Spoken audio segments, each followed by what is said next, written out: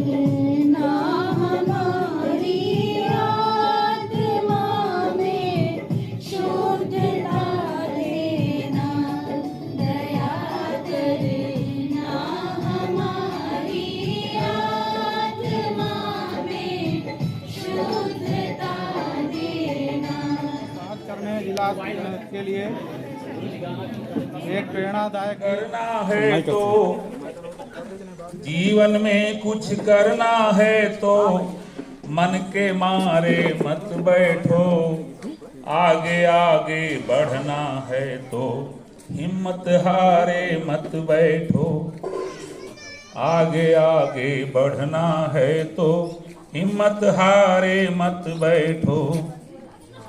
चलने वाला मंजिल पाता बैठा पीछे रहता है, चलने वाला मंजिल पाता बैठा पीछे रहता है। ठहरा पानी सड़ने लगता बहता निर्मल होता है, ठहरा पानी सड़ने लगता, बहता निर्मल होता है। पाँव मिले चलने के खातिर, पाँव मिले चलने के खातिर, पाँव पसारे मत बैठो। आगे आगे बढ़ना है तो हिम्मत हारे मत बैठो। जीवन में कुछ करना है तो मन के मारे मत बैठो।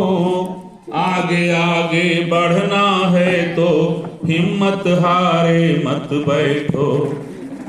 तेज दौड़ने वाला खरहा दो पग चलकर हार गया। धीरे धीरे चलकर कछुआ देखो बाजी मार गया।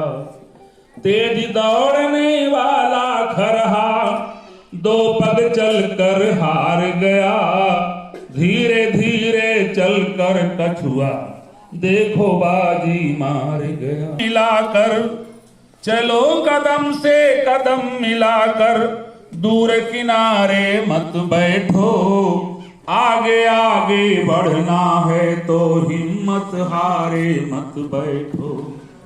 जीवन में कुछ करना है तो, जीवन में कुछ करना है तो मन के मारे मत बैठो।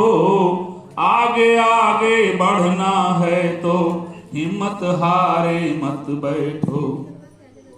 धरती चलते तारे चलते, चांद रात भर चलता है। धरती चलते तारे चलते, चांद रात भर चलता है। किरणों का उपहार बांटने सूरज रोज निकलता है। धरती चलते तारे चलते, चांद रात भर चलता है। किरणों का उपहार बांटने सूरज रोज निकलता है। हवा चले तो खुशबू बिखरे, हवा चले तो खुशबू बिखरे। तुम भी प्यारे मत बैठो। आगे आगे बढ़ना है तो हिम्मत हारे मत बैठो। जीवन में कुछ करना है तो मन के मारे मत बैठो। आगे आगे मत बैठो। आगे आगे बढ़ना है तो हिम्मत हारे मत बैठो।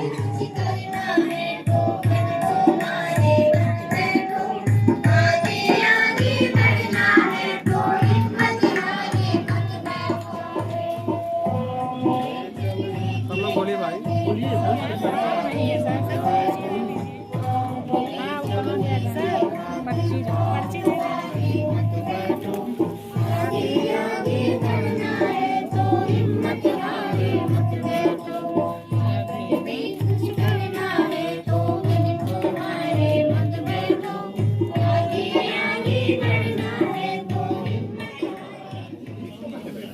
जैसा कि आप भली भांति परिचित हैं, इस समय सबसे आपके पास जो लेटेस्ट जानकारी का एक माध्यम आप सभी के मोबाइल में जय सरदार आ रहा है, जो सभी के हाथों में है, वो है हमारा निपुण लक्ष्य है। एक उसमें संवाद नाम से एक आइकॉन बना हुआ है। उसमें आपको सभी विभाग में जितनी चीज़ें संचालित हो रही हैं, वो सारी चीज़ें आपको प्राप्त हो रही हैं। पहले हमें बीआरसी से प्राप्त होती थी। अब क्या है कि आप स्वतः जो है उस पर देख सकते हैं ऑन द डे आपको क्या करना है, कौन सी गतिविधि विद्यालय में संचालित करवानी है। तो ये बहुत ही अच्छा एक प्लेटफॉर्म मिला है, ताकि सूचना के अभाव में हमारे कई कार्य ऐसे होते हैं, जब तक हमारे विद्यालय में सूचनाएं पहुंचती हैं तब तक वो काफ़ी समय निकल चुका होता है। लेकिन आज ऑन द स्पॉट आपको सूचना जो है डेट वाइज मिल जा रही है, जिससे विभाग के कार्यों को, तो कार्यक्रम में बहुत सारे चीज़ें हैं। इसका मुख्य उद्देश्य हमारा ये है, विभाग की जो मंशा है कि हमारे विद्यालय इस प्रकार के हो, उनके अनुरूप हमें अपने विद्यालयों को बनाना है।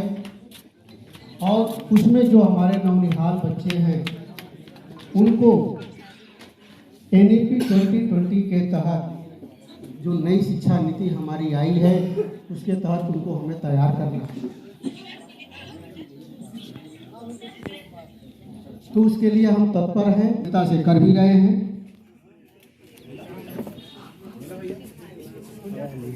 तो इस बैठक का जो आयोजन कि जिले से, प्रदेश से कोई भी इसकी मॉनिटरिंग कर सके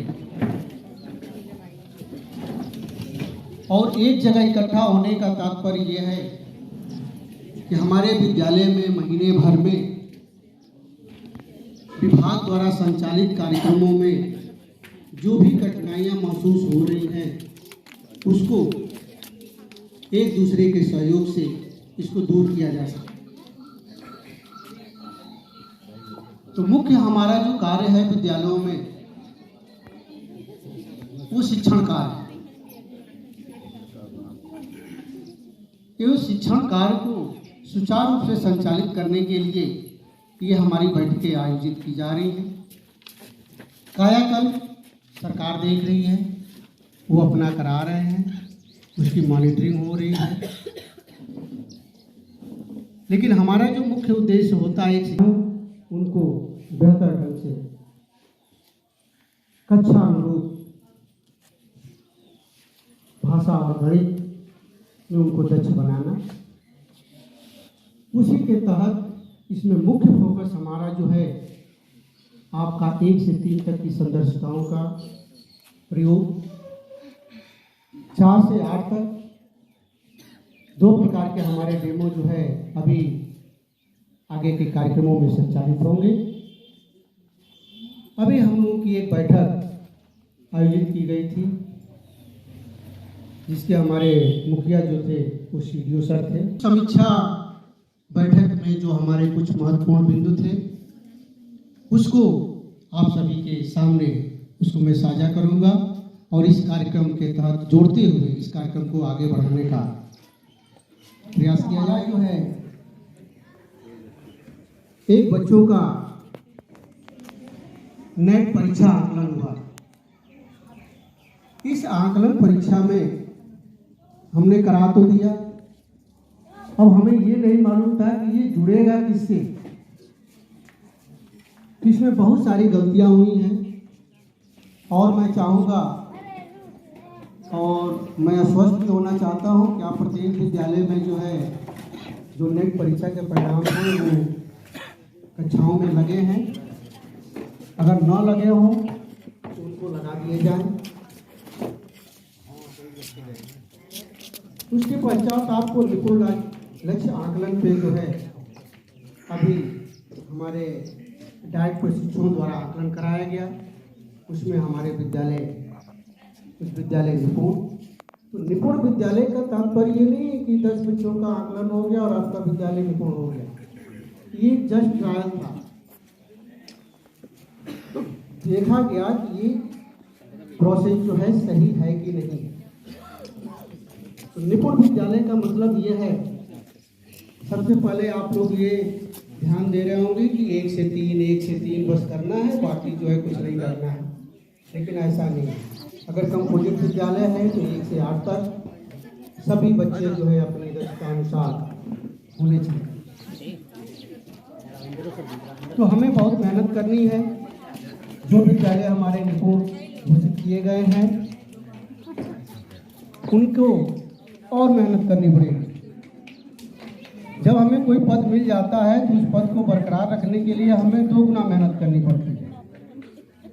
तो उसमें जो है जो विद्यालय हमारे निपुण हो चुके हैं वो जो है आगे जो है प्रयास करते रहें और जो नहीं हुए हैं वो होने का प्रयास करें। ना है अपने पास कि हमारा बच्चा किस कैटेगरी का है, ये जो है सब में एक मैचिंग के तहत आप रखें। कुछ में हुआ था, यानी आपका रिकॉर्ड कहीं से जो है इस मैच ना हो, तो इस चीज का आप विशेष ध्यान दें। दूसरा चीज, बच्चों और अध्यापक की उपस्थिति। नो डाउट हमारे अध्यापक गण इसके लिए बधाई के पात्र हैं कि हमारे अध्यापक की उपस्थिति जो है बेहतर है, जिले में भी है, लेकिन थोड़ा सा हम जो है छात्र उपस्थिति में थोड़ा कमजोर है। तो हमें करना क्या है कि प्रत्येक बच्चे का एक आकलन अपने पास रखना है, कौन बच्चा किस लेवल का है, उसके अंदर क्या एबिलिटी है, उस चीज़ को एक अध्यापक को, उस कक्षा अध्यापक को होनी चाहिए, ताकि अगर वो खेल में प्रवीण है तो उसको जो है खेल की तरफ रुझान कर दिया जाए।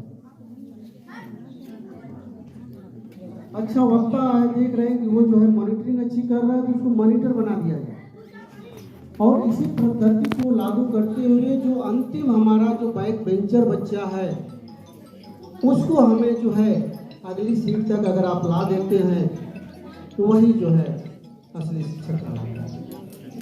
तो हमें यही ध्यान देना है कि जो भी विद्यालय हमारे कार्यक्रम हों उसमें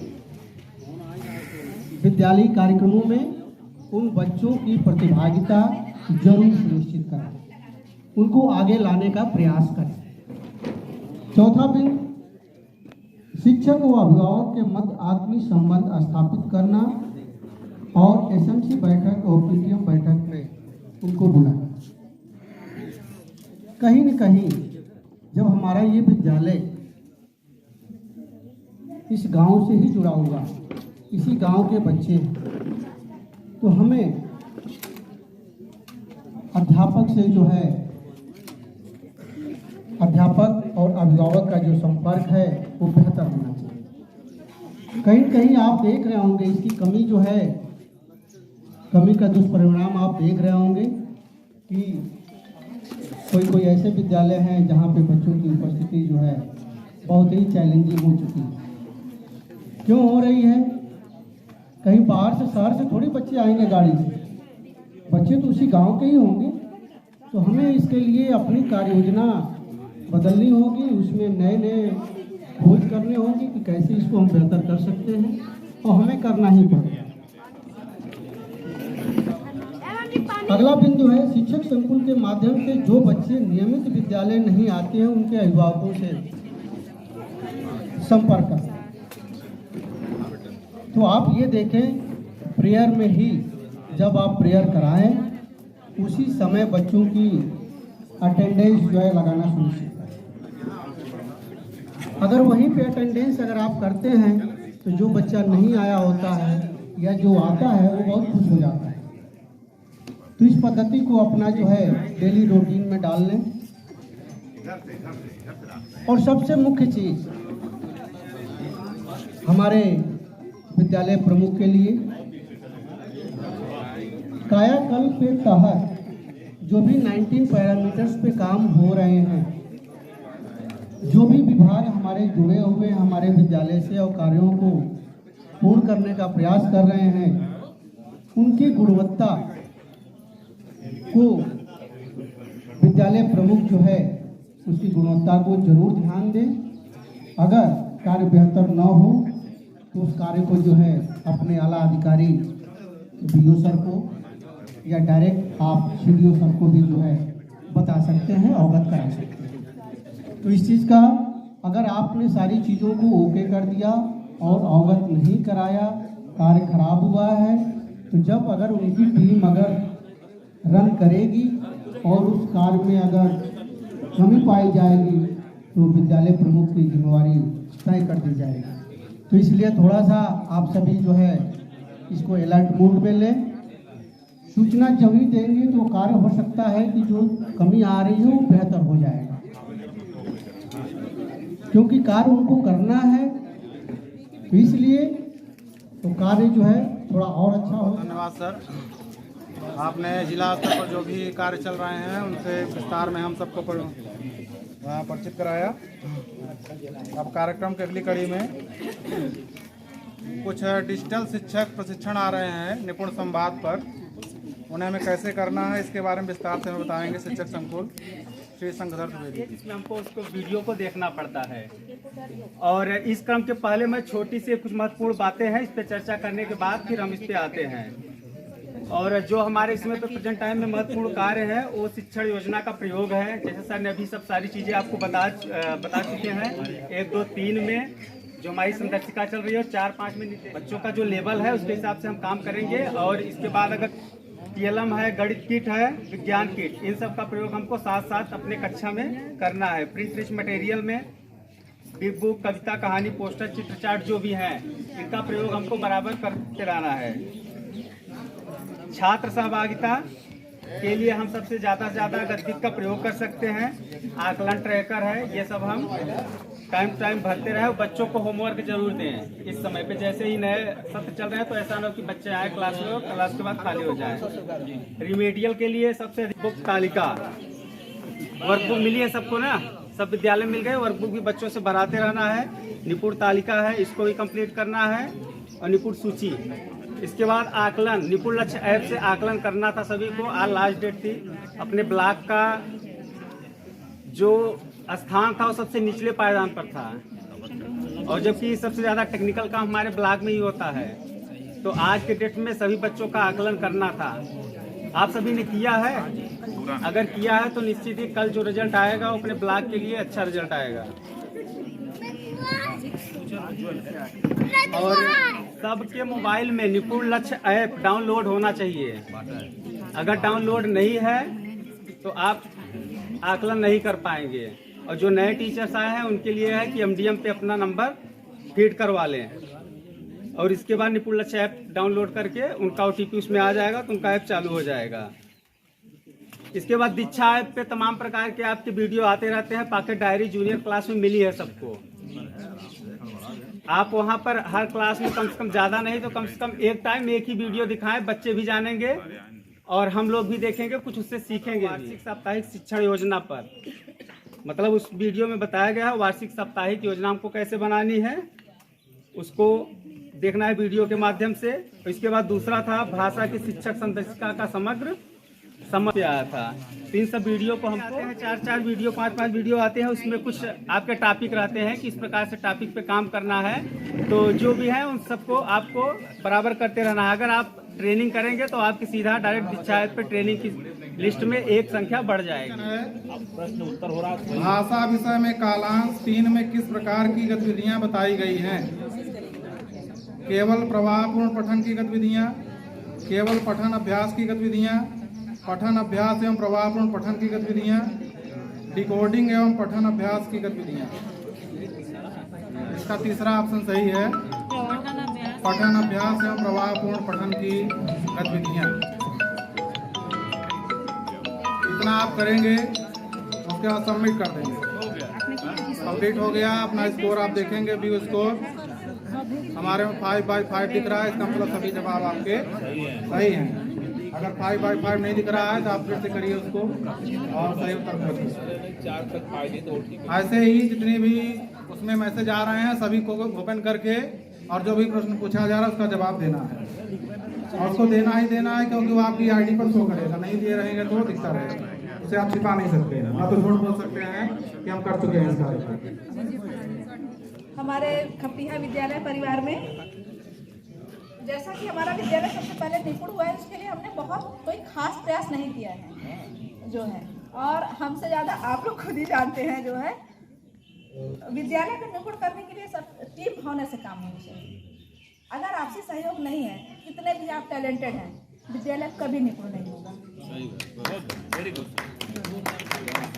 हमारे विद्यालय में यही बहुत अच्छाई है कि सब लोग एक दूसरे का बहुत सपोर्ट करते हैं और सपोर्ट के साथ साथ जो है सब अपने अपने जिम्मेदारी समझते हैं कि हमारे कक्षा के बच्चे अच्छे रहें। और यही भावना जो है हमारे विद्यालय में आप लोग आए, इसके लिए बहुत बहुत धन्यवाद। मैं आपका स्वागत है। मैं कक्षा 1 क्लास देती हूँ, जो कि वास्तव में बहुत ही मेहनत करनी पड़ती है। बच्चों को कुछ भी नहीं आता है, तो एकदम समझिए हमारे जो बच्चे होते हैं एकदम अज्ञात होते हैं, उन्हें कैसे सिखाया जाए उनके लिए हमें बहुत ही कोशिश करनी पड़ती है। हमारे बच्चे का जो है क्लास में मन लगे, पहले हमारे क्लास में आना शुरू करें और हमसे बात करना शुरू करें। जो शुरुआत में आते लौट जाते हैं, आते ही नहीं, उनको पढ़ाना ही बहुत कठिन रहता है। फिर उनको पढ़ाना शुरू करते हैं हम लोग TLM के द्वारा। सबसे पहले तो बच्चों से कहते हैं जो आप लोग को आता है बेटा वही बताइए, आपके परिवेश के बारे में, आपके घर के बारे में, मतलब कुछ भी बोलिए। तो बच्चे धीरे धीरे एकदम सहज होते जाते हैं। जो हमारे जो आता रहता है कोर्स हमारा, उससे बच्चे डांस करना, अपनी बातें कहना, खेल करना, ओला ओला बम का बोला, सांप सीढ़ी, तरह तरह के तो बच्चे 6 सप्ताह 12 सप्ताह तक हम लोग खिलवाते ही रहते हैं। पढ़ाई से उनका कोई मतलब नहीं होता, बस बच्चे आते हैं, खेलते हैं, खाते हैं और मजे करते हैं। फिर जाकर धीरे से हम लोग उनको पढ़ाना शुरू करते हैं कि इनको अब पढ़ाना शुरू किया जाए। तो पढ़ाते कैसे हैं? जैसे बच्चे हमें जो चीज़ जानते हैं, वातावरण में क्या चीज़ें हैं, सरल से कठिन क्यों होते, जो बच्चे चीज़ें जानते हैं उनसे उनको सिखाना शुरू करते हैं। जैसे कंकड़ है, गिट्टी है, पत्थर है, गाय है, भैंस है, जो भी चीज़ें आप बच्चे जानते हैं, धीरे धीरे उनसे वो सीखते सीखते वो समझने लगते हैं कि हमें जो है गिनती कैसे सीखनी है। तो बच्चों को कक्षा 1 के बच्चों को स्कूल में पहली बार तो लाना ही बहुत कठिन। जब वो आ जाए तो वो क्लास में बिठा के सिखाना, तो धीरे धीरे बच्चों को अपनी मैडम से लगाव होता जाता है। फिर कुछ समय ऐसा आता है कि बच्चे जाने ही नहीं सकते, कहते हैं हम रोज स्कूल आएंगे। आज मेरे बच्चे अभी तक रुके हुए थे, अभी हमने कहा कि आप लोग जाइए बच्चों, तब वो लोग गए हुए हैं। और बच्चों को हम बहुत कुछ TLM के माध्यम से सिखाते हैं। मैंने यहाँ बहुत सारे TLM बनाए हैं जो आप लोग देख रहे हैं। इसमें मैं कुछ ही आप लोग को बता पाऊंगी क्योंकि टाइम बहुत ही कम है और सबको सब कुछ आता है और वही TLM भी है। बच्चे तो चले ही गए हैं, वरना बच्चों के द्वारा मैं बताती हूँ आपको। देखिए ये हमारा TLM है तुकार शब्द का। ये आप लोग जानते ही हैं, इसमें बच्चों को हमने मात्राओं का ज्ञान सिखाया है। जैसे बच्चों की आ की मात्रा ज्ञान सिखाना है तो मात्रा का भी ज्ञान हो जाए और बच्चों को तुकार शब्द भी आ जाए। देखिए जैसे बच्चों ने बड़े आ की मात्रा सीखी, आ की मात्रा, तो बच्चे खोलते जाएंगे और बच्चों को साथ ही कविता भी सिखाते जाते हैं। जैसे बच्चे कविता भी गाते आते हैं, अच्छा लगता है। जैसे बोला हमने, गिरा पैर पर डंडा भारी, मुंह से निकली एक कराह, बड़े जोर से चोट लगी, मुंह से बोले आह आह। तो बच्चे आह आह बोलते हैं, मुंह खोलते हैं, आ की मात्रा, तो उन्हें आ की मात्रा का ज्ञान हो जाता है। फिर उनको पढ़ाना शुरू करते हैं, बच्चों से कहते हैं बच्चे मुंह खोलिए। जब आ चिल्लाते हैं तो उन्हें पता चलता है कि ऐसी फिर मात्रा का सिंबल क्या है, फिर वो लोग जानते हैं। तो ऐसे ही बच्चे पढ़ते जाते हैं। काम हो गया, उनको वर्णमाला अक्षर का ज्ञान जब हो जाता है, इसके बाद बच्चे जो है पढ़ना शुरू कर देते हैं। ये हमारा काम हो गया, नाम हो गया, ऐसे ही हमारे तुकांत वर्ण है। मैडम ये दिखा, ये हमारा ओ की मात्रा का है। ओ की मात्रा में बच्चे जो है ओ की मात्रा है। ये देखिए ऐसी कविता बच्चों को मैंने सुनाई, एक छड़ी अक्षर के साथ 2 छड़ियों लग जाए मात, ना में लगी जाए तो 9, सा में लग जाए तो 100। तो बच्चे ऐसे ही कविता गा गा के उनकी मात्राओं का ज्ञान हो जाता है।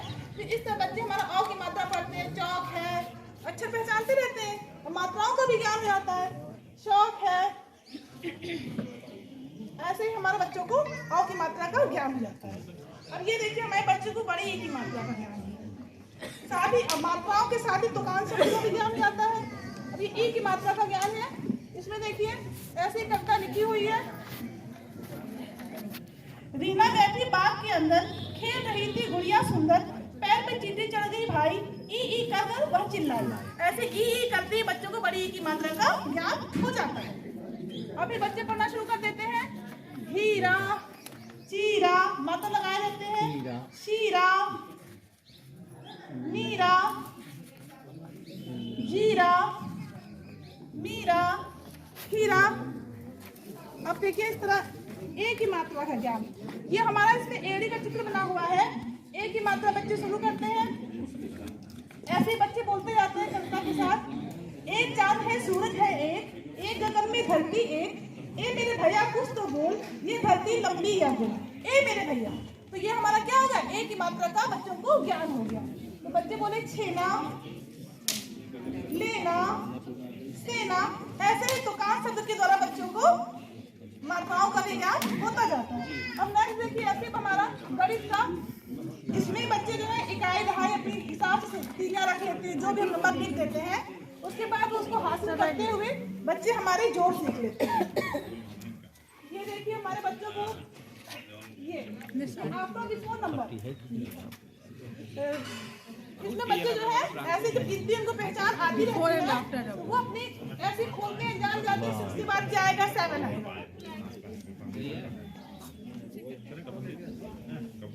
ये देखिए बच्चे इसमें जो है हमारे गोल गोल घुमा के अपना जो है गिनती घुमाते रहते हैं, उनको इसमें रुचि आती रहती है।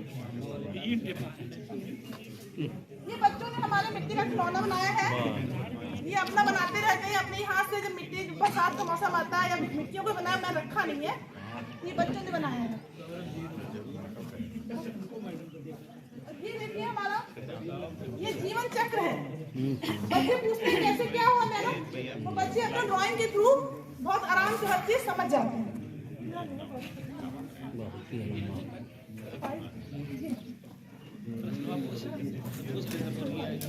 अब देखिए मैंने बच्चों को पढ़ाने के लिए बहुत सारी कहानियां बनाई हैं। कहानियों के थ्रू ही बच्चे पढ़ते हैं, चित्र देखते ही अपने आप कहानी बोलने लगते हैं।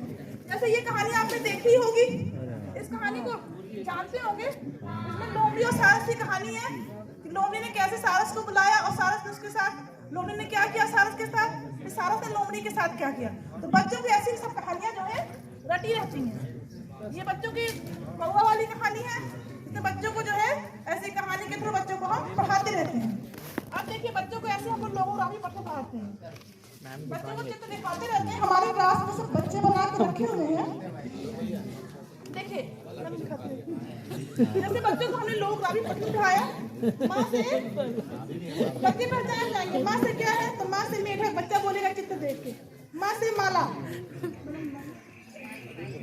माँ से माचिस, माँ से मक्खी, माँ से मूली, अब हमारा नाम वर्ण आ गया। माँ से नीला, माँ से नल, माँ से नारंगी, माँ से नीलम, ऐसे हमारे बहुत सारे चित्र बने हुए हैं। तो बच्चे हमारे लोग हमारे पठन करते रहते हैं। और बच्चों ने बहुत सारी पेंटिंग्स भी की है, मैंने फाइल भर दी है। जैसे कि हमारी थ्रेड पेंटिंग हुई और कलरिंग हुई, तो बच्चे हमारे दिन भर जब भी उनको समय मिलता है मैं उनको चित्र बना के दे देती हूँ और वो अपने ड्राइंग करते रहते हैं। मैंने क्लास में लगा रखा, ये धागे की पेंटिंग बच्चों ने रखी है, आगे से बनी हुई ड्राइंग चिपकाने वाली है, कट पीस वाली, ये बच्चों ने कलर का रखा हुआ है। और ये सब ऐसी पूरी फाइल भरी हुई है, बहुत सारा कुछ है, इतना ही काफी है। और बच्चों को हम लोग देख लेते हैं कि कैसे बच्चे कमजोर हैं, कौन से तेज है, ए बी ग्रुप में बांट देते हैं और जो भी होता है उनके मेथड क्लास करते रहते हैं। इससे बच्चों का हमारे मन लगा रहता है। थैंक यू, बहुत बढ़िया।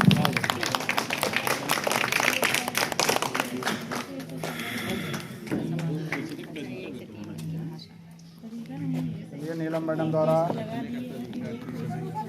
अपने विद्यालय को, रूपा नीलम मैडम और रूपा मैडम द्वारा अपने विद्यालय को निपुण बनाने के लिए जो भी प्रयास किए गए, साझा किए गए। इसके बाद कार्यक्रम की अगली कड़ी में निपुण भारत मिशन की अकादमिक रणनीति पर चर्चा एवं प्रस्तुतिकरण, भाषा और एवं गणित दोनों पर होना है। पहले कक्षा 1 से 3 भाषा पर रेमेडियल एवं पुनरावृत्ति कार्य करने की योजना, इस पर चर्चा करेंगे शिक्षक संकुल श्रीमती गीता रानी मैडम और उनके सहयोगी श्रीमती संजना मैडम, PS बसना। रेमेडियल और पुनरावृत्ति, उस पर आधारित पाठ्य योजना। तो सबसे पहले तो हम जानेंगे कि आकलन रेमेडियल क्लासेस और पुनरावृत्ति। तो उसमें है कि ये दिखाइए, सबसे पहले हम जानेंगे आकलन क्या है, आकलन की ज़रूरत हमें कब पड़ती है। तो आकलन वही है कि जो हमारी जो दक्षताएं होती हैं, लक्षित दक्षताएं होती हैं, उसको बच्चे ने प्राप्त किया है कि नहीं, उसको जांचने के लिए हम क्या करते हैं, आकलन करते हैं। तो आज जो हमारी ये पाठ्य योजना है वो कक्षा 1 की है। तो आकलन, इसमें 2 प्रकार का आकलन होता है। एक तो ये जो हम 24 सप्ताह से लेके 25वें सप्ताह तक करेंगे, वो साप्ताहिक आकलन होगा। और दूसरा आकलन वो है जो बेसिक शिक्षा द्वारा ये जो नेट की परीक्षाएं होंगी, वो आकलन होगा। तो आकलन जो ये 6 दिवसीय जो एक सप्ताह का जो होता है, उसमें जो 5वें दिवस में हम करते हैं, 5वें दिवस में हम करते हैं पुनरावृत्ति और रेमेडियल क्लासेस, और 6वें दिन में होता है आकलन। तो आकलन में जैसे होता है, ये जो हमारी कार्य पुस्तिका में ये जो हर सप्ताह में मैंने सीख लिया जो पत्रक होता है, उसके माध्यम से हम आकलन करते हैं। तो आकलन में हमें 2 प्रकार के बच्चे मिलते हैं। एक होता है समूह 1 के बच्चे जो 50% से क्या होते हैं, कम होते हैं, और दूसरा होता है समूह 2 के बच्चे जो 50% से ऊपर होते हैं। तो समूह 1 के बच्चों के साथ हमें रेमेडियल कार्य करना होता है, और जो समूह 2 के बच्चे हैं उनके साथ हम पुनरावृत्ति का कार्य करते हैं। तो आज जो हमारा पाठ्य योजना हमारी है जो वो रेमेडियल कार्य पे है, तो मैम बताएंगे। ये हमने बनाया है बच्चों को सा वर्ण पर अक्षर पहचान करना, क्योंकि वो शा और षटकोण वाले सा में ज़्यादा कंफ्यूजन कर लेते हैं, क्योंकि जानते हैं मैडम कौन सा है, सरीफा वाला है कि सपेरा वाला कि षटकोण वाला है। तो हमने पहले एक एक वर्ड लेके उनको अभ्यास कराया है। तो सा वर्ड से हमने कई सारे चित्र बनाए हैं, तो इसमें इनको चित्र बताते हैं ये क्या चित्र बना है, तो पहचान के बता देते शरबत है, तो शरबत किस है, पहला अक्षर क्या है, सा है। तो इसी तरह शहद का पहला अक्षर क्या है, सा। तो इस तरह कई सारे चित्र देकर उनको सा वर्ण की पहचान हो जाती है। फिर उसके बाद हम उनको सा वर्ण से शब्द भी देते कि सा वर्ण से और कौन कौन से शब्द हैं ढूंढो और उसको लिखो। हमने यहाँ पर पहले से भी लिख के उनको अभ्यास करा दिया, और उनको भी अभ्यास करने के लिए ढूंढने के लिए, नए शब्दों को ढूंढने के लिए बोलते हैं। फिर उसके बाद जो बच्चे पढ़ लेते हैं थोड़ा सा, तो उनको हम पुनरावृत्ति यहाँ पढ़ाने के लिए उसका भी अभ्यास कराते हैं। वो लेके धीरे धीरे इसको मिला के पढ़ते हैं। फिर उसके बाद उनको हम सा वर्ण पर गोला करके कहते हैं, सा वर्ण जहाँ जहाँ पर है उस पर गोला करके उसको आप नीचे लिखे, उस पर अभ्यास करिए। इस तरह इतना अगर सा वर्ण का वो प्रैक्टिस करेंगे, अभ्यास करेंगे, तो जाहिर है उनको सा वर्ण की पहचान हो जाएगी। अगर कहीं कोई कमी हो, गलती हो, तो उसको आप बता सकते हैं, हम उनको और सुधार कर सकते हैं।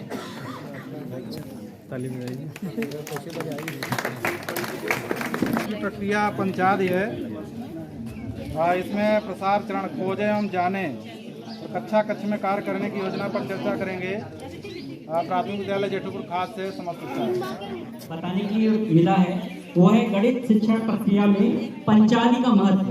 पंचाली के बारे में शायद ही ध्यान दिया गया हो, क्योंकि ये हमारे जो संदर्शिकाएं हैं उसमें सबसे अंतिम प्रश्नों में दिया गया है, और हम लोगों को मुख्यतः काम करना पड़ता है पहले के प्रश्नों में। तो शायद ही किसी को मालूम हो, जैसे किसी कथा में अगर पंचामृत ना हो तो उसका पुण्य नहीं मिलता, तो उसी प्रकार अगर गणित की शिक्षण प्रक्रिया में पंचाली का प्रयोग नहीं किया गया तो समझ लीजिए हमारी सारा किया धारा जो है बेकार। तो पंचाली मुख्य रूप से जो हमारी एनसीएफ है, उसमें जो गणित शिक्षण पढ़ाने की प्रक्रिया है उसको डिफाइन किया गया है। इसमें पंचाली के 5 चरण। पहला चरण है अदिति या परिचय, इंट्रोडक्शन। जैसे कि हम गणित में पहले ही पढ़ाते आए हैं, तो सबसे पहले हम गणित में बच्चों के अनुभव को जानते हैं, बच्चा कितना जानता है।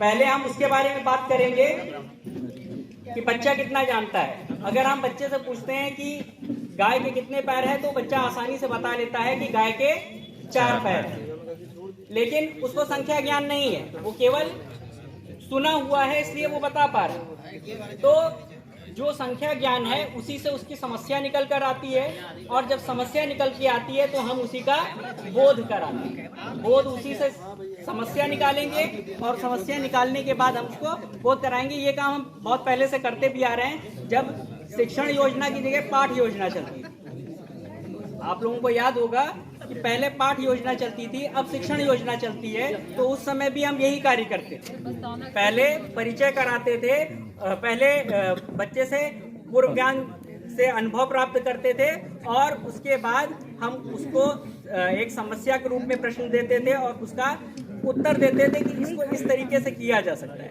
तो वही हमारा बोध हो गया। बोध में हम हर तरीके का इस्तेमाल करेंगे, अवधारणात्मक भी, ठोस वस्तुओं से भी हम उसको अवगत कराएंगे। जैसे जोड़ की अवधारणा अगर हमको स्पष्ट करनी है तो सबसे पहले हम टीवीओं या डीन्स ब्लॉक हम लोगों को मिले हुए हैं। गणित में तो बहुत अच्छी चीज़ मिली हुई है हम लोगों को, गणित किट, तो उसमें डीन्स ब्लॉक हैं, उनका इस्तेमाल कर सकते हैं। तो इस तरीके से हम बच्चे को बोध कराएंगे। बोध कराने के बाद ये दोनों चीजें हमको हमारे कार्य पुस्तिका के शिक्षण योजना वाले हिस्से में मिली हुई है पहले से। उसके बाद आता है अभ्यास। बच्चे ने चीजें सीख तो ली, अब बच्चा क्या करेगा? बच्चा उस चीज का अभ्यास करेगा। उसको हम समस्यात्मक प्रश्न देंगे।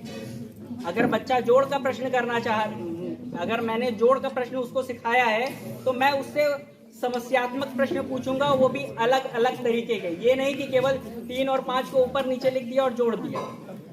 अलग अलग तरीके के प्रश्न मैं पूछूंगा उससे, जिससे उसकी अवधारणा क्लियर हो जाए, उसका वो कॉन्सेप्ट क्लियर हो जाए।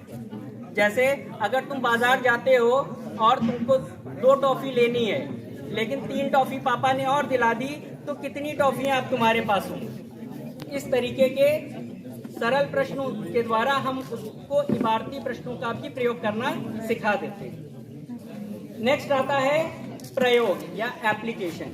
एप्लीकेशन का मतलब यहाँ प्रयोग तो बच्चा घर हमारे सामने अभ्यास में कर ही रहा है, लेकिन ये प्रयोग का मतलब है दैनिक जीवन में होने वाले प्रयोग। बच्चा अपने दैनिक जीवन में इसका प्रयोग कितने हद तक करता है।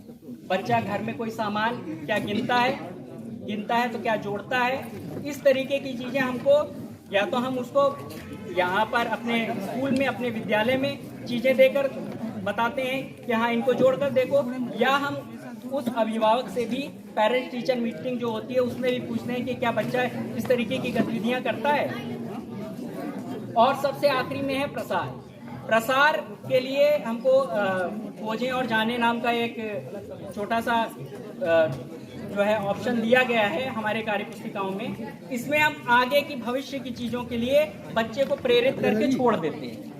जैसे अगर मैंने बच्चे को सिखाया कि 2 अंकों की संख्या जो है वो 10 से लेके 99 तक होती है, तो हमने बच्चे के लिए प्रश्न छोड़ दिया कि 99 के बाद वाली संख्या क्या हो।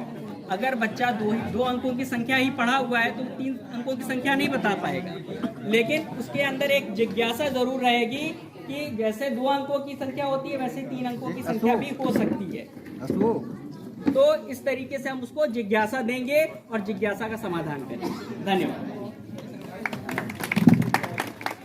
निकाली हूँ लेसन प्लान, क्योंकि मैं सारा क्लास मुझे ही देखना है, तो मैं इसी तरह से हर क्लास का बना ली हूँ। इसमें देखिए 2-2, 3 विषय का है और इसको सभी लोग अपने क्लास में निकाल सकते हैं इस लिंक पर जाकर। ये लिंक रहा इसका, हाँ पाठ योजना, हर किसी का वो अलग है। किस क्लास के लिए बता रहे हैं सर? ये 6, 7, 8 जूनियर के लिए है, और जहाँ तक हो इस लिंक में क्या है, हो सकता है कि 1 to 6 का भी हो, लेकिन पाठ योजना ये है, लेसन प्लान देख सकते हो। इसको आप लोग लिंक पर जाकर के अपने अपने क्लास के लिए भी निकाल के देख सकते हैं। हो सकता है ये तो 6 to 8 के लिए है, हो सकता है प्राइमरी में भी हो, आप लोग देख लीजिएगा। तो हो सकता है मतलब ये जो है निपुण भारत मिशन के तहत मैंने जो है लेसन TLM बनाया है। ये भूगोल से संबंधित है। जानते हैं इस गोल में बहुत बड़ी बात होती है, जो जितना अच्छा गोल कर सकता है, क्योंकि पूरी पृथ्वी गोल है और हम सब इसी पे रहने वाले हैं। और जितनी अच्छी तरह से गोला बना लीजिए आप, उस गोल में बहुत सारे लोग भी आ सकते हैं और पूरी धरती इस पर समाहित होती है। ये इस पर बच्चों को ये दिखाते हैं कि बच्चों ये देखिए आपका ये 71% क्या है, जल है, यानी पृथ्वी पर जल ही जल है, जो कि हमारे शरीर में भी जल है। हम इस चीज़ को बच्चों को शरीर में बताते हैं, जिसे बच्चों को अच्छे से याद रहता है। जब हम शरीर में भी इस चीज़ को लेके चलते हैं तो बच्चों के दिमाग से वो चीज़ नहीं निकलती है, क्योंकि जल हमारे शरीर में भी है। और बाकी जो 21% है वो हमारी धरा है, जिस पर हम जो समृद्धि से संबंधित है। बाकी ये हमारा बच्चों को ये बताते हैं कि बच्चों जो भी धरा है वो हमारा महाद्वीप है, और जो जल है वो हमारा महासागर है। इस तरह से बच्चों को 7 महाद्वीप और 5 महासागर के बारे में बताया जाता है।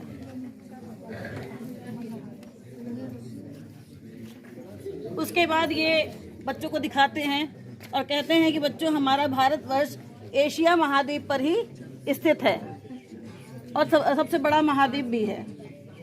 इस तरह से ये है सारे महाद्वीपों का नाम बच्चों को अच्छे से याद दिला देते हैं।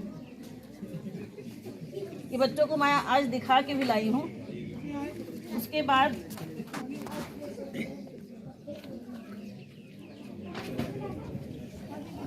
71% आपका जल, कि जल की बूंद जो जीवन है, इसके बिना हमारा जीवन संभव नहीं है। ये सारे सागरों महासागरों के नाम बच्चों को बता दिया जाता है कि ये 5 महासागर हैं और 7 महाद्वीप हैं। इसके बाद पृथ्वी, चूँकि हम पृथ्वी को लेकर चलते हैं, पृथ्वी का तो परिक्रमण और परिभ्रमण, इसमें बच्चों को अंतर सबसे पहले बताते हैं, क्योंकि परिक्रमण और परिभ्रमण में केवल भ्र और क्र का अंतर है। और परिक्रमण का मतलब होता है रिवॉल्यूशन, और परिभ्रमण का मतलब होता है पृथ्वी एक बार लट्टू की तरह एक बार का घूमना, उसको 24 घंटे में होता है, वो आता है परिभ्रमण में। और परिक्रमण जो आपका 1 साल पूरा करता है, जो वो अंडाकार, नहीं मैम ये कह सकते हैं जो केवल अपनी धुरी के चारों ओर घूमेगा वो परिभ्रमण होगा, और परिक्रमण वो होगा जब कोई ग्रह चारों तरफ चक्कर लगा। बिल्कुल मैम, जो आप कह रहे हैं धुरी, तो धुरी के लिए मैं सपोज कि ये पृथ्वी है, ऐसे बना करके और पेन को ही मैं खड़ा कर देती हूँ और बता देती हूँ ये धुरी है, पृथ्वी का अक्ष भी है, ऊपरी ध्रुव और ये नीचे का ध्रुव, उत्तरी और दक्षिणी ध्रुव, तो उससे बच्चों को ये चीज़ क्लियर हो जाती है।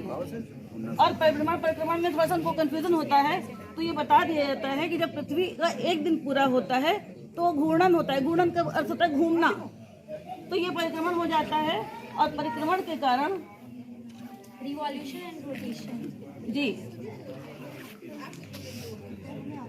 पृथ्वी को एक घूर्णन पूर्ण करने के लिए 24 घंटे 56 मिनट और 4 सेकेंड 9 सेकेंड लगते हैं, यानी 24 घंटे लगभग लगते हैं।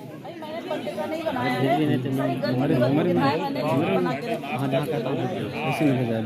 हो गया मैम।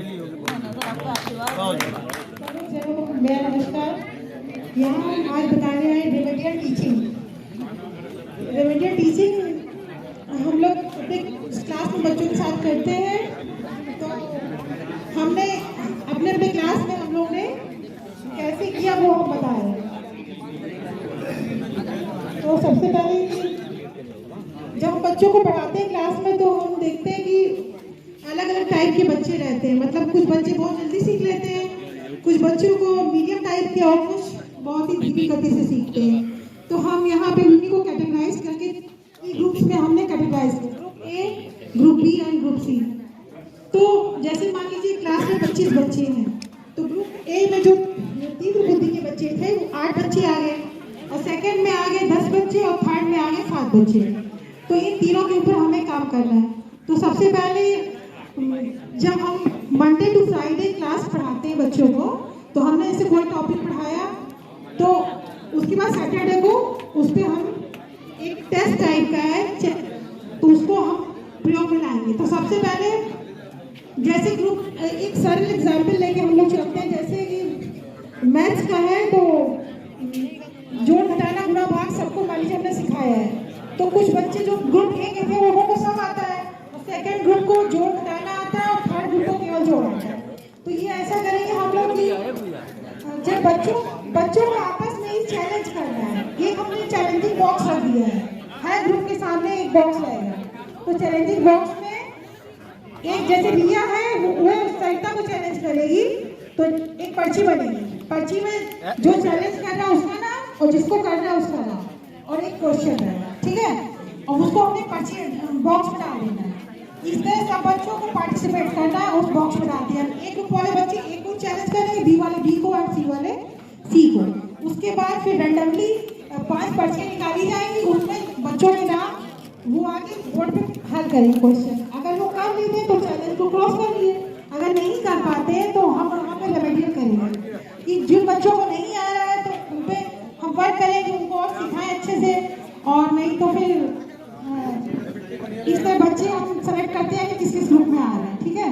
और फिर नई आप उनको सिखाएंगे और उनके ऊपर कार्य करेंगे। जो बच्चे चैलेंज, इस तरह कंपटीशन की भावना भी बढ़ती है। जो बच्चे नहीं आ रहा वो सोचेंगे हमें अगले ग्रुप में जाना है, तो हमें और अच्छे से तैयारी करें।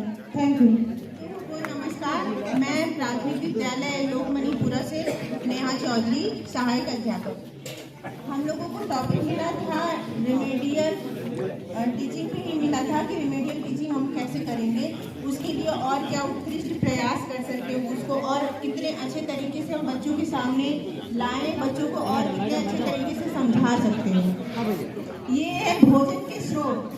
ये टॉपिक हमने सेलेक्ट कर दिया, बच्चों को किस तरीके से समझा सकते हैं। मान लीजिए क्लास में मैंने एक बार पढ़ा दिया भोजन के स्रोत, उसके बाद कुछ बच्चों को समझ में नहीं आया, फिर से मुझे जो है पढ़ाना है, उस टॉपिक को और अच्छे तरीके से समझाना है बच्चों को।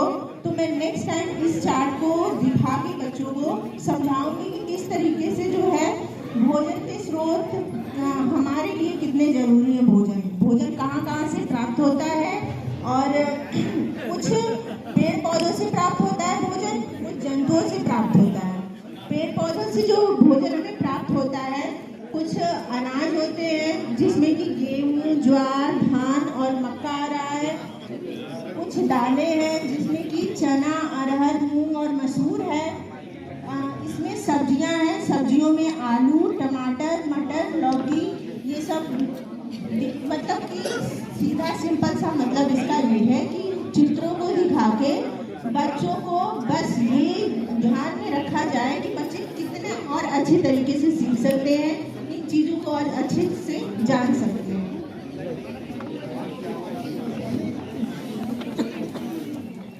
ये है दूसरा जो है प्रकाश संश्लेषण। इस चीज़ को हम बच्चों को किस तरीके से समझाएंगे, तो सबसे पहले चित्र दिखा के ये पूरा जो है नीचे से लेके ऊपर से पूरा एरो लगा के दिखाया गया है कि प्रकाश जो है पहले जो है वो जड़ से शुरू करते हैं, नीचे से शुरू करते हैं कि जड़ से जो है भोजन और जल, जो मिट्टियों से मिनरल्स मिलते हैं, मिनरल से जो है भोजन ग्रहण करते हैं ये जड़, और जल से पानी से ये ऊपर से जड़ों से फिर पत्तियों में, तनों में पहुंचता है। फिर पत्तियों में प्रकाश संश्लेषण की जो प्रोसेस होती है वो पत्तियों में ही होता है, और सारी चीज़ें जो पत्तियों में क्लोरोफिल होता है उसी के थ्रू ये सारी प्रोसेस होती है। सूर्य से जो है हमें प्रकाश मिलता है, सूर्य जो एनर्जी देती है, और उस एनर्जी से जो है पत्तियाँ कार्बन डाइऑक्साइड को रिलीज करती हैं और ऑक्सीजन को, कार्बन डाइऑक्साइड को ग्रहण करके ऑक्सीजन को रिलीज करती है, और ग्लूकोज का जो है वो फॉर्मेशन जाती है पीयर लर्निंग।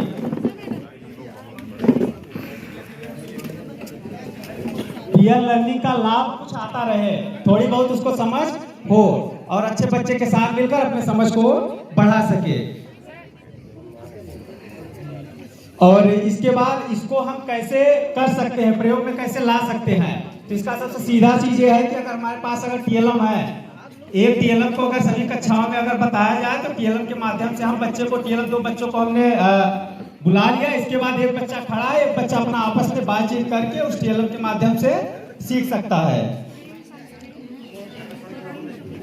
और इसके बाद में बेस्ट प्रैक्टिस में 2 स्तर के टीएलएम है हमारे पास। जूनियर स्तर का टीएलएम है, संस्कृत पर कभी चर्चा होती नहीं है, तो आज हम सोचे इसका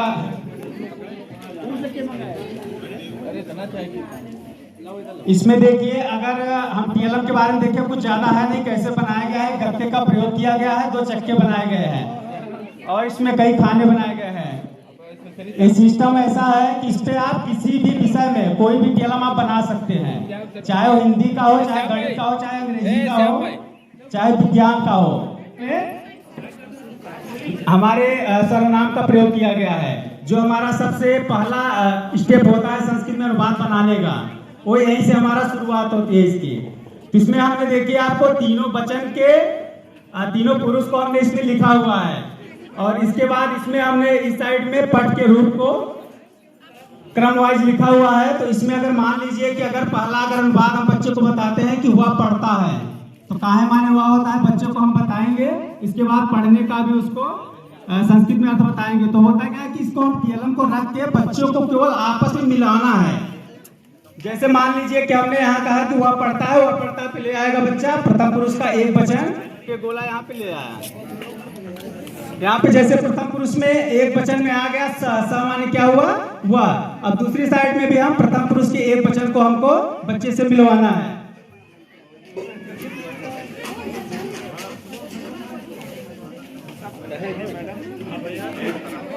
अब दूसरे साइड में हमारा पठक माने पढ़ता है और एक वचन और प्रथम पुरुष। इस प्रकार से हमारा पहला अनुवाद सही हो जाता है। तो बच्चे को हम बार बार इस प्रकार से प्रैक्टिस कराते रहेंगे। और हमारी एक कहावत टीएलएम का बेस जो हमारा निर्धारित है वो एक कहावत कही गई है, करत करत अभ्यास ते जड़मत हो सुजान रसरी आवत जात के सिर पर परम निशान। ये अगर हम बार बार अगर यही चीज करते रहेंगे ना तो बच्चों को बहुत ज्यादा नहीं, केवल इसमें 9 ही सर्वनाम दिए गए हैं और बहुत जल्दी वो बच्चे सीख जाएंगे। तो ये तो जूनियर स्तर का था संस्कृत पे टीएलएम। इसका विषय है प्रवाहपूर्ण पठन।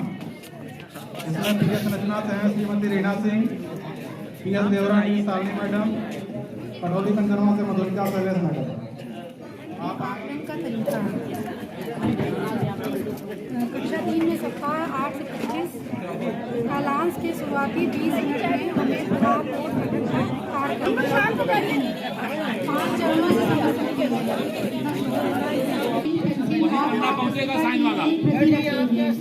और मोबाइल में 1 मिनट का टाइमर लगा देंगे और एक बच्चे को अपने पास बुलाएंगे और उसे अपनी प्रति जो कहानी हम पहले से लिखकर रखे हैं में से उस दिन का प्रवाहपूर्ण पठन अभ्यास पढ़ने को कहेंगे। बच्चों की कार्य पुस्तिका को हम अपने पास ही रख लेंगे क्योंकि उसी में हमें रिकॉर्ड करना है। फिर उसके बाद कहानी पढ़ेंगे। सोनिया को फूलों से बहुत प्यार था। उसके घर के पास एक बगीचा था जिसमें खूबसूरत फूल थे। हर सुबह वह बगीचे में जाती थी और फूलों को देखती थी। उसकी माँ ने उसे सिखाया कि वह पौधों का ध्यान रखे। उसे फूलों की महक और रंग अच्छे लगते थे। फिर बच्चा जैसे ही पढ़ने लगता है हम उसके सही और गलत पढ़े गए शब्दों को गौर से सुनेंगे और जब बच्चा किसी शब्द को गलत पढ़ता है तो हम उस शब्द के नीचे लाइन खींच देंगे। जैसे ये शब्द है, बच्चा अगर पढ़ रहा है और गलत पढ़ेगा तो हम लाइन खींचते हुए जाएंगे और 1 मिनट का टाइमर लगाएंगे और जहाँ 1 मिनट खत्म होगा वहाँ पूर्ण विराम लगा देंगे। और उसमें भी एक बात और कि अगर बच्चे ने ऊपर गलत पढ़ दिया और नीचे सही पढ़ा है तो ऊपर वाली लाइन हम कट कर देंगे। इसके बाद में हम गिन लेंगे कि बच्चे ने 1 मिनट में कितने शब्द पढ़े। फिर 1 मिनट हो जाए तो उसके बाद अंतिम पढ़े गए शब्द पर बड़ा सा पूर्ण विराम का निशान लगा देंगे। अब इस निशान पर सही पढ़े गए शब्द को गिनकर बॉक्स में लिखेंगे। तो यह यहाँ प्रवाहपूर्ण पठन का कार्य है। अब स्तर निर्धारण के लिए दिए गए वाक्य में निम्नलिखित मापदंड के अनुसार का निशान लगाएंगे, सही का निशान लगाएंगे। जैसे स्तर 1 में बच्चा आएगा जो बिल्कुल भी नहीं पढ़ पाया। 4 स्तर हमारे पास है, 4 स्तर। पहले स्तर में वो बच्चा आएगा जो 5 शब्द पढ़ पाएगा तो उस पर हम टिक लगा देंगे, वो स्तर 1 का बच्चा है। दूसरे में वह बच्चा आएगा जो वर्ण और अक्षरों को जोड़ जोड़कर शब्द बनाकर पढ़ेगा। तीसरे में यहाँ फिर हम उसका टिक लगा देंगे। फिर तीसरे में वह बच्चा आएगा जो शब्द तो पढ़ा हो पर वाक्यों पर ध्यान नहीं हो, कुछ भी बस पढ़ जाए बिना कॉमा बिना पूर्ण विराम के। लास्ट स्तर में वो बच्चा आएगा जो वाक्य की तरफ पढ़ा हो तो उसको हम यहाँ 4थे स्तर पे लगा देंगे। बस यही टॉपिक था हमारा।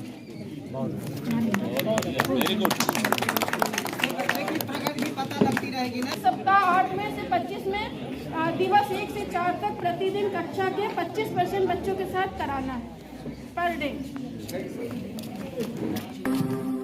माना कि मुश्किल है सफर पर सुनो मुसाफिर हो, कहीं अगर तू रुका तो मंजिल आएगी ना फिर। कदम कदम मिलाए जा, गगन गगन झुकाए जा, रख हौसला कर फैसला, तुझे वक्त बदलना है। करना तो बंदिया रुकना तो बंदिया राह पे चल बंदिया करना तो बंदिया रुकना तो बंदिया राह पे चल बंदिया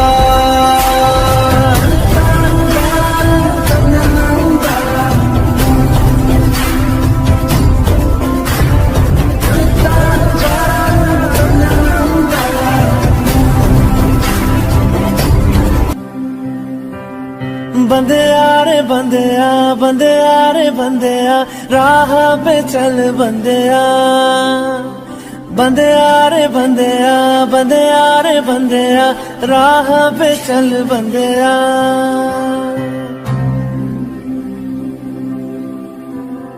रुक जा रे बंदिया ये रात जरा सी है बात समझ बंदिया कुछ देर ही बाकी है रख यकीन आँखों से बादल आज हट जाएगा चाँद तेरी आँखों में बंदिया चल के आएगा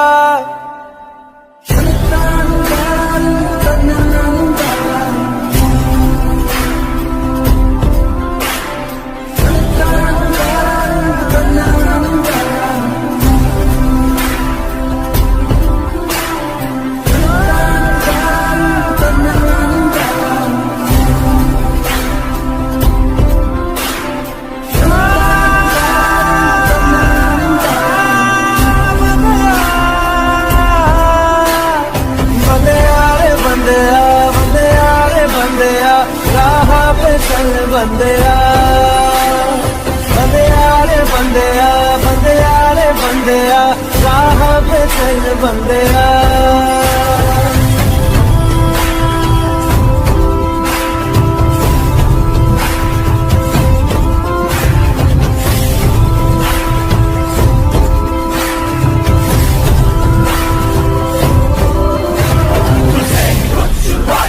मेरे हाथ में बदलाव है ना फन से हो बेखबर तूने बहुत रख लिया है शहर हाँ अभी नहीं तो कभी नहीं सीने में चला ले आग ना आँख बंद कर भी बंदिया अब उठ जरा तू जा